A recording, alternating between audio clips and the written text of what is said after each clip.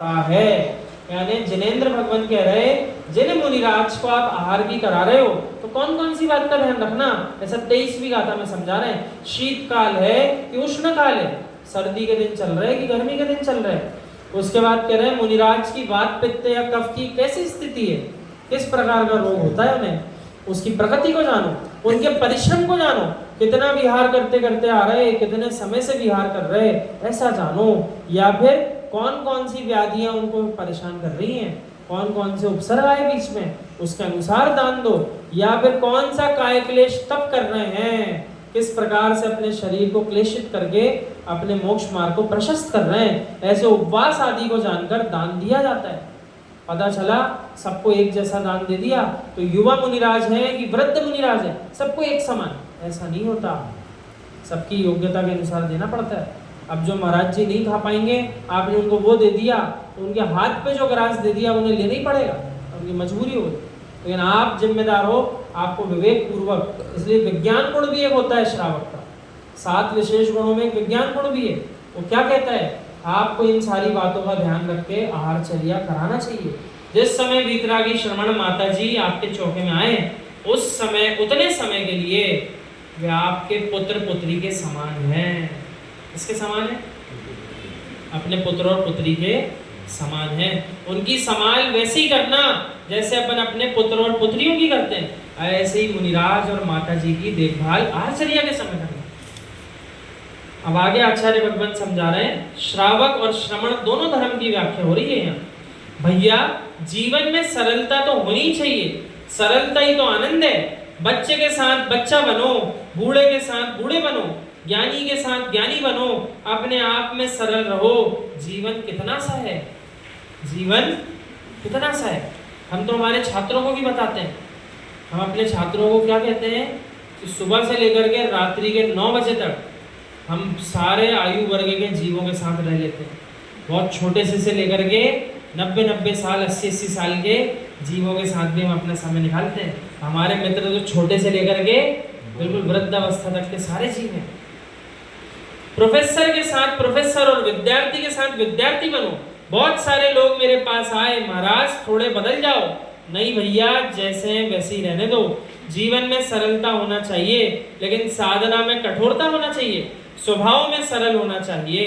दोनों बातें आ गई। साधना करो तो कठिन से कठिन, और यदि व्यवहार की बात करो तो सरल से सरल, सबके साथ। ज्ञानियों, जीवन में इतना ध्यान रखना, जितने सम्यक्त वर्धक साधन मिले उन्हें कभी मत छोड़ना। यही तो बात हम आपको बीच बीच में समझा देते हैं कई बार, कि बड़ी मुश्किल से सम्यक्त वर्धक साधन मिलते हैं, आपने उनको भी छोड़ दिया तो आप कहाँ के रहे। जैसे किसी का घर जल करके खाक हो गया, सारे दस्तावेज जल गए, तो सारी जायदाद जल गई, अब वो तो सड़क किनारे आ गया कि नहीं आ रहा, उसके पास क्या बचा। उसी प्रकार आचार्य श्री कह रहे हैं, जीवन में ध्यान रखो, जो जो सम्यक को बढ़ाने वाले साधन हैं उन्हें कभी मत छोड़ना। अधिक से अधिक फल की प्राप्ति आपको होती है। अंध घोटक न्याय का ध्यान रखना। एक बार एक धनहीन पुरुष के पास जीवन यापन का एकमात्र साधन घोड़ा ही था। कर्मोदय से घोड़े के नेत्रों की ज्योति एकाएक मंद हो गई। वो वैद्य के पास गया, पर नियोग ऐसा बना कि वैद्य जो बाहर गए थे, वैद्य के पुत्र से घोड़े के स्वामी ने क्या कहा, हे वत्स, मेरे घोड़े के नेत्रों में अंजन शलाका लगा दो। वे कहता है, मुझे इसका ज्ञान नहीं है। धनहीन पुरुष अवश्य था, परंतु प्रज्ञाहीन नहीं था। उसने कहा, एक एक शलाका लगा दो, कोई ना कोई शलाका कार्यकारी हो सकती है। फिर वो एक एक अंजन लगाता चला गया, लगाता गया, और एक ऐसी शलाका अंजन की फंस गई कि घोड़े की ज्योति वापस आ गई। यही है अंध घोटक न्याय। हजारों मंदिर हैं, हजारों प्रतिमाएं हैं, सभी की वंदना करना। क्या पता कौन सी प्रतिमा देखकर तेरे भीतर की आंख खुल जाए और सम्यक दर्शन तुझे हो जाए। कितनी सुंदर बात। इसी के ऊपर नंदीश्वर जनालय में भी एक बार हमने चर्चा की थी, जब वहाँ कक्षा चलती थी, कि उदाहरण हमने गणित का उदाहरण दिया था जीवों को।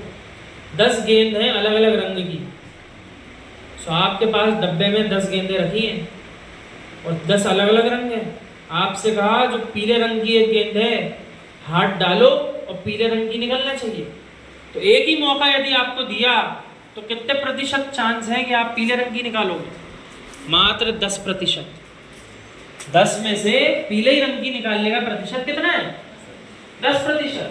अब आपसे कह दिया जाए एक बार में नहीं 5 बार में निकाल दो।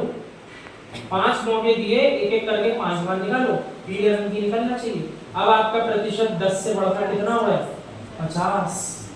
अब आपसे कह दिया जाए 10 में से 10 मौके दिए, पीले रंग की निकाल दो। आप बताइए कितने प्रतिशत आप पीले गए थे, निकाल ही दो। 100 में से 100% निकाल दो। बस वही बात में आई उदाहरण, यदि आपने जितने अधिक से अधिक प्रतिमाओं के दर्शन कर लिए, जितने अधिक से अधिक तीर्थों की वंदना कर ली, आपको समझ में ही नहीं आएगा कौन सी ऐसी प्रतिमा, कौन सा ऐसा तीर्थ था जिसके माध्यम से मेरा मिथ्यात्व समाप्त हो गया, सम्यक की आंख खुल गई। उसी प्रकार जितने मुनिराज माता जी आदि हैं, आप तो एक एक करके जितना मौका मिले सबकी चर्या करा दो।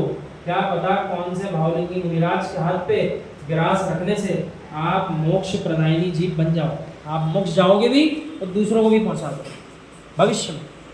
इसलिए